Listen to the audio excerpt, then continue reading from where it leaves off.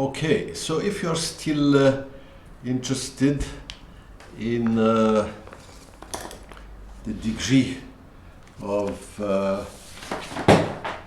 A1 and to study the language of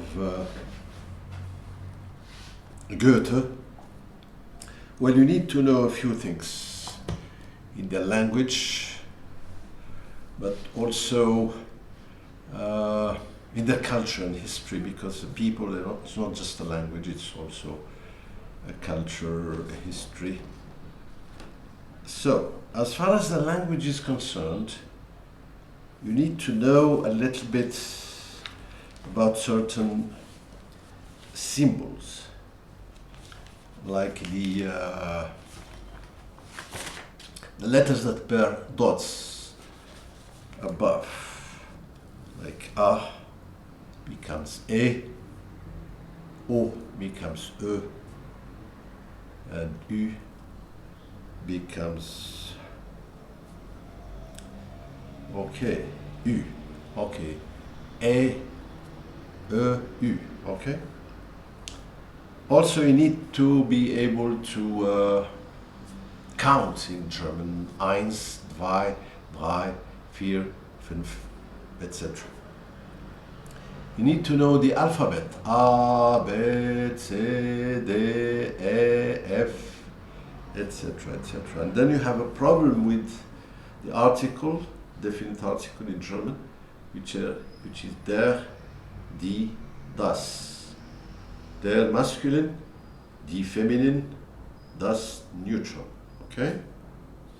Well, there are three important verbs, in my opinion, in all, at least European languages, and philosophically, that is someone talks about himself, who he is and what he has and what he wants.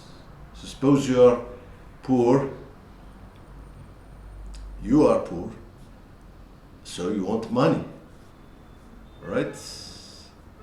Or in my own example, I am a student, I have a ball, I want to become Pelé, ambition, right? So in English, you have the verbs, these three verbs are known as sein. So you have, for instance,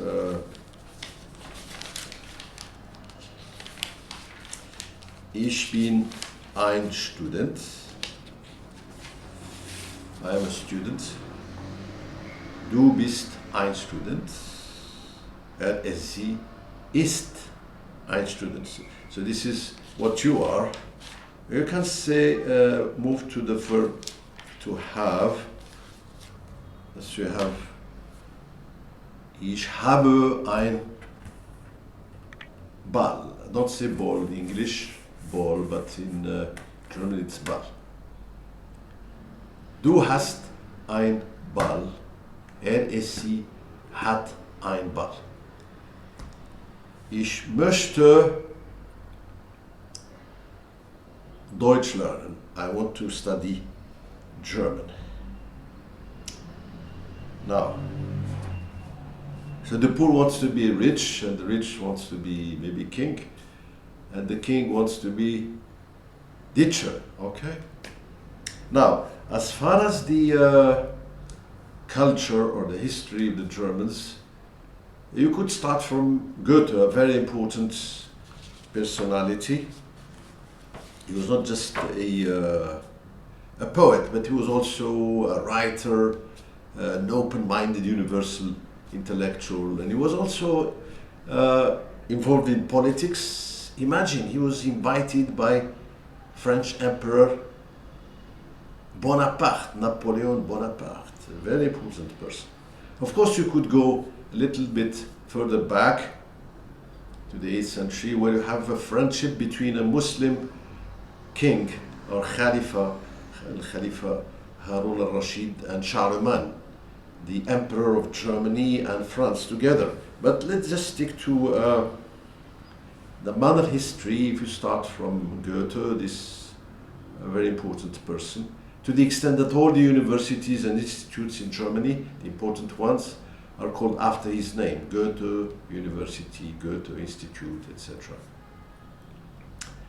And then unfortunately came the wars, the European war that became worldwide wars, especially World War II with the Führer, Adolf Hitler. And then you have, after the defeat of the Germans by the Russians on one side and the Americans the other, Germany was divided with a wall. The wall divided two ideologies: communism on one side and capitalism on the other. And unfortunately for them, they still played good football with Mr. Beckenbauer, the Kaiser, etc. And unfortunately for them, in the 90s, the wall fell and Germany was united. And the capital of West Germany moved from Bonn to Berlin. Right. What happened after that? Well, you had this very nice lady, Miss Angela Merkel, who was very kind to the Syrians, who helped them, invited them, and integrated them into the German society and system.